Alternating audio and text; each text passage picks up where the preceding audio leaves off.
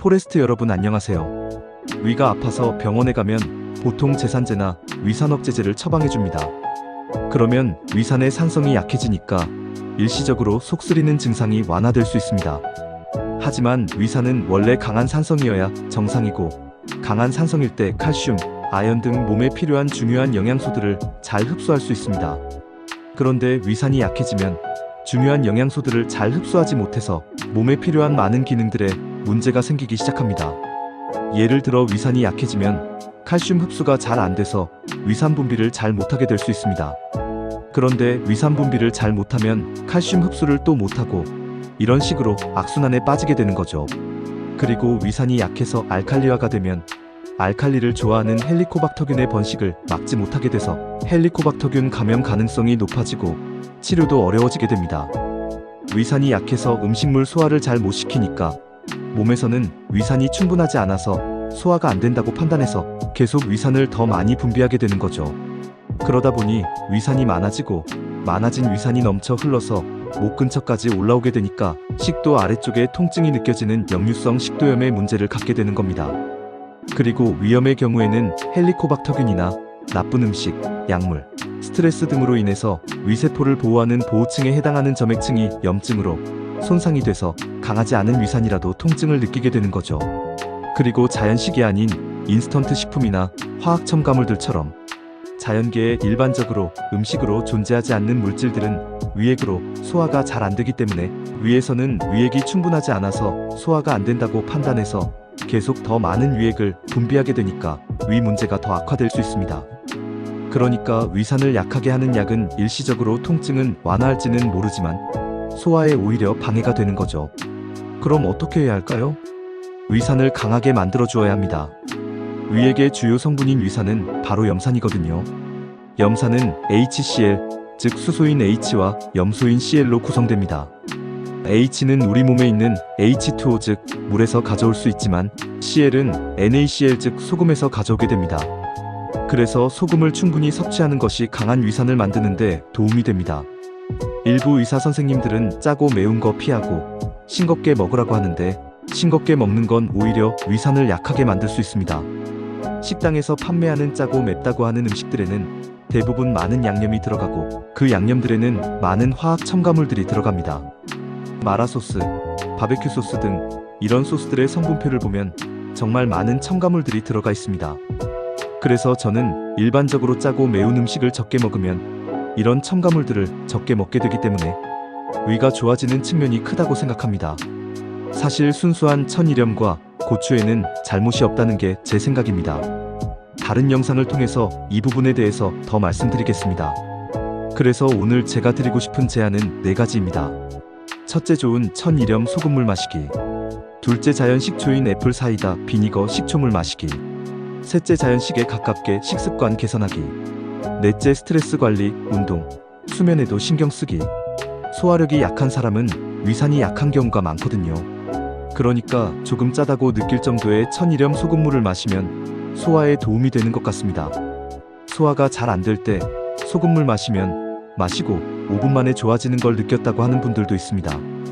요리할 때도 당연히 천일염 위주로 양념을 하면 좋습니다만, 밥 먹고 소화 안 된다고 느낄 때 소금물을 조금 드셔보셔도 좋을 것 같습니다. 혹시라도 정제염이나 맛소금을 드시는 건 안 됩니다. 사실 천일염에 들어있는 수십 가지 미네랄이 우리의 혈액에 들어있는 미네랄의 종류나 비율과도 비슷한 점이 많거든요. 그런 미네랄들의 역할도 중요하기 때문에 꼭 천일염으로 드시기 바랍니다. 사실 우리가 몸이 힘들 때 링거를 맞고 나면 힘이 바로 나는 경우 있잖아요. 링거액 종류가 여러 가지이긴 하지만 주요 성분은 소금과 미네랄들입니다. 그래서 바로 혈액에 염분과 미네랄이 보충이 되어 혈액과 세포 기능을 정상화시키기 때문에 몸이 좋아진다고 느끼는 것이거든요. 그리고 미네랄이 풍부한 온천에 다녀오면 몸이 좋아졌다고 느끼는 것도 바로 이런 미네랄 때문이죠. 그러니까 미네랄이 풍부한 천일염을 먹는 것도 충분히 가치가 있는 일이라고 볼 수 있는 거죠. 챗 GPT에 한번 물어보세요. 천일염에 들어있는 미네랄들의 종류를 알려주고 이들이 우리 몸에서 어떤 역할을 하는지 설명해 줄래? 라고 한번 질문해 보시면 미네랄들이 우리 몸에서 얼마나 많은 중요한 역할들을 하는지 놀라실 거라고 생각합니다. 그리고 식초도 도움이 되는데 반드시 전통적인 방식으로 첨가물 없이 만든 식초여야 합니다. 대표적인 식초가 애플 사이다 비니거이죠. 에사비는 전 세계적으로 워낙 몸에 좋은 걸로 유명해서 건강에 관심 있는 분들은 다 아실 거라고 생각합니다. 이런 식초는 발효 과정을 통해 만들어지기 때문에 좋은 유산균들을 먹을 수 있고 프로바이오틱스도 들어있어서 장 건강을 개선해주고 약간이나마 위의 산성을 강하게 해주어서 소화에도 도움이 될 수 있을 것 같습니다. 유산균 때문에 요거트 드시는 분들도 있는데 물론 요거트에도 좋은 성분이 많이 있지만 우유가 잘 맞지 않으시는 분들도 꽤 있고 우유 자체가 사람에 따라 우유에 따라 조금 문제인 경우도 있어서 이런 천연 식초가 더 좋다고 생각합니다. 식초에 물을 5배 정도 타서 마시면 괜찮을 것 같습니다. 너무 진하게 마시는 건 위를 자극할 수 있어 피해 주시고요. 또 너무 많이 희석하면 위액 농도를 약화시키니까 이것도 피해 주시기 바랍니다. 그리고 세 번째는 자연식에 가까운 식습관입니다. 이 부분은 다른 영상에서 더 자세히 다루도록 하겠습니다만 첨가물이 들어간 공장에서 생산한 음식들이나 소스들은 대부분 위에 부담을 주는 것 같습니다. 커피도 개인차가 있지만 생각보다 자신도 모르게 위에 부정적인 영향을 주는 경우가 종종 있는 것 같고 우유도 그런 경우가 많은 것 같습니다. 변비일 때 요거트 먹고 화장실을 잘 가게 되는 경우가 있는데 이게 유산균 때문인 측면도 있지만 오히려 소화불량이나 유당불내증으로 인한 것일 수도 있거든요. 그래서 유제품도 주의가 필요한 것 같습니다.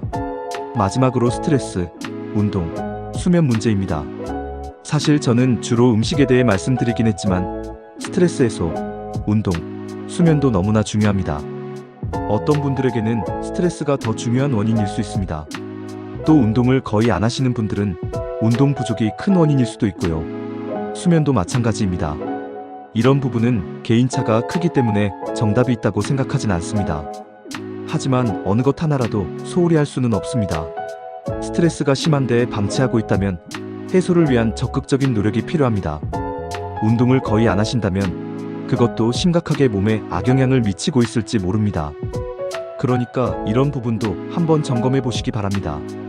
그리고 마지막으로 하나 더 말씀드리면 제가 위가 정말 예민해서 어떤 음식이 좋고 나쁘고 하는 부분을 좀 더 예민하게 판단할 수 있는 면이 있거든요. 그래서 이런 음식과 식재료에 관해서 드릴 말씀이 많이 있습니다. 많은 의사 선생님들이 질병에 관한 의학적인 설명은 정말 잘 해주시는데 막상 무엇을 먹거나 먹지 말아야 하는가 하는 부분에서는 너무 두루뭉실하게 말씀해 주시는 것 같습니다. 사실 그도 그럴 것이 기본적으로 의학 논문들을 참조해 말씀해 주시게 되는데 음식에 대해서 구체적으로 어떤 것이 좋다 나쁘다라는 걸 논문으로 판단하는 게 결코 쉬운 게 아니거든요. 예를 들어 특정 그룹을 대상으로 연구를 한다고 했을 때 라면이 좋은가 나쁜가를 연구한다고 할 때 한 그룹은 라면을 먹게 하고 한 그룹은 먹지 못하게 한다고 해도 그분들이 라면 말고도 수많은 다른 음식들을 먹을 거잖아요. 그리고 오랜 기간 연구를 해야 하기 때문에 그분들의 식생활을 다 통제할 수 없거든요. 그러니까 몸 상태의 변화가 정말 라면 때문인 것인지 확인하기도 그렇게 쉬운 건 아니라서 라면이 몸에 미치는 영향을 판단한다는 게 그렇게 쉬운 일은 아닙니다. 그리고 라면에 들어있는 성분이 많은데 그중 어떤 성분 때문에 그런 것인지 판단하는 것도 간단한 문제가 아니고요.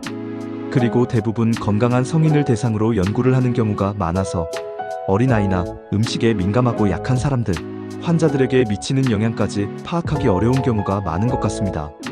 그래서 의사 선생님들도 논문보다 오히려 환자들을 보고 치료하시면서 임상적으로 판단해서 이야기해 주시는 경우도 많죠. 그래서 어쩌면 정말 몸이 예민해서 제가 느끼며 판단한 것들이 도움이 될 수도 있을 것 같아서 앞으로 그런 점들 공유해드리고 그런 공감대 위에서 그런 식재료들을 이용한 요리 영상도 올려드리겠습니다. 오늘 말씀드린 내용의 앞부분은 제가 좋아하는 닥터조님의 영상을 참조하고 제 의견을 추가해서 말씀드렸습니다. 이 영상이 좋으셨다면 닥터조님의 오리지널 영상도 한번 봐주시면 좋을 것 같습니다. 제가 의사는 아니기 때문에 이 영상은 일반적인 정보 제공을 위한 것이고 개인의 건강 상태에 따라 다를 수 있습니다. 앞으로 더 좋은 영상으로 찾아뵙겠습니다. 감사합니다.